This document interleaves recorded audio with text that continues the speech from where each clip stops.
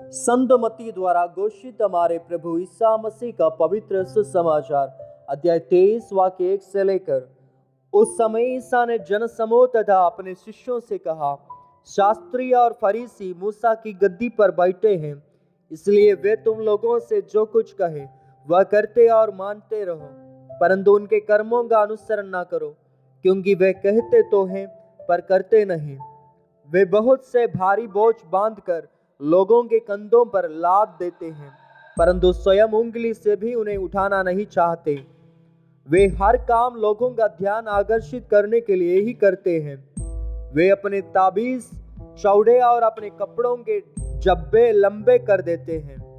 भोजों में प्रमुख स्थानों पर और सभागृहों में प्रथम आसनों पर विराजमान होना, बाजारों में प्रणाम प्रणाम सुनना और जनता द्वारा गुरुवर कहलाना, यह सब उन्हें बहुत पसंद है।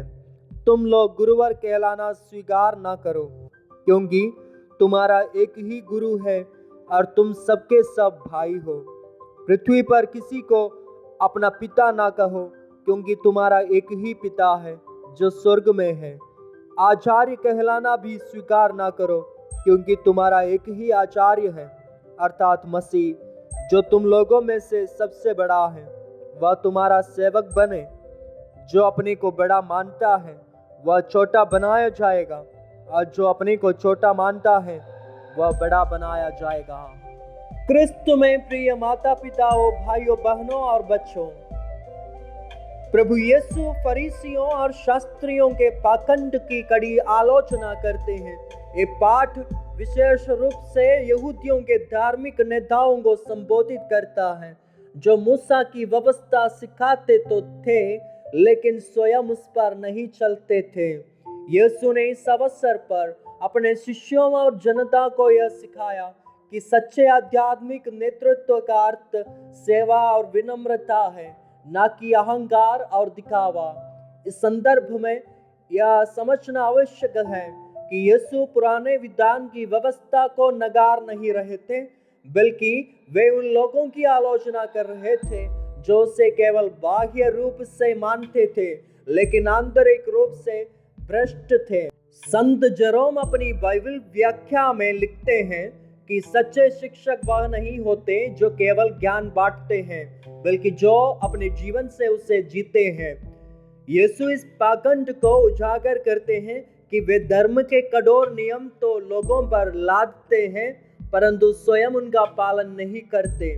संत अगस्टिन लिखते हैं, जो दूसरों को उपदेश देता है लेकिन स्वयं उस पर नहीं चलता, वह अंधे को मार्ग दिखाने वाले अंधे के समान है।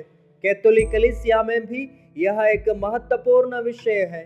संत पापा फ्रांसिस ने इवांगेली गौडियम में इस बात पर बल दिया है कि हमारे धर्मगुरु और विश्वासी केवल नियमों का पालन न करें, बल्कि सच्चे प्रेम और सेवा की भावना से चले।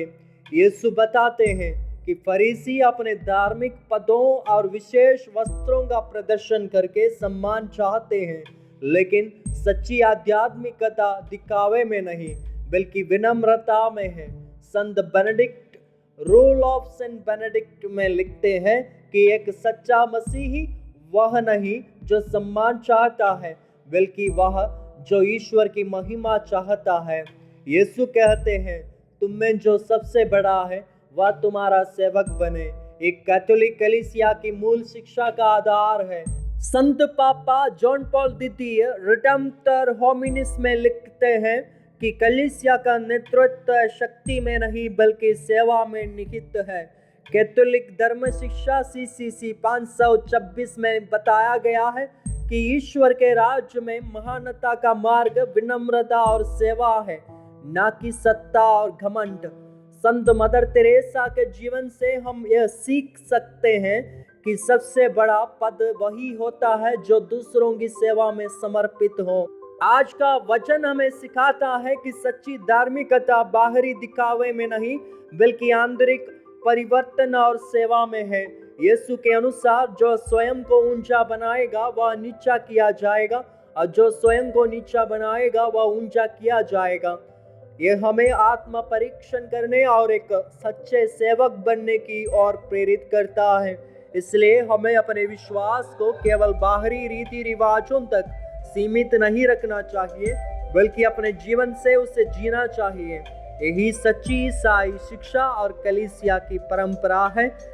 हे प्रभु, हमें ऐसा हृदय दो जो केवल ज्ञान में नहीं बल्कि सेवा और प्रेम में भी बड़ा हो। आमीन।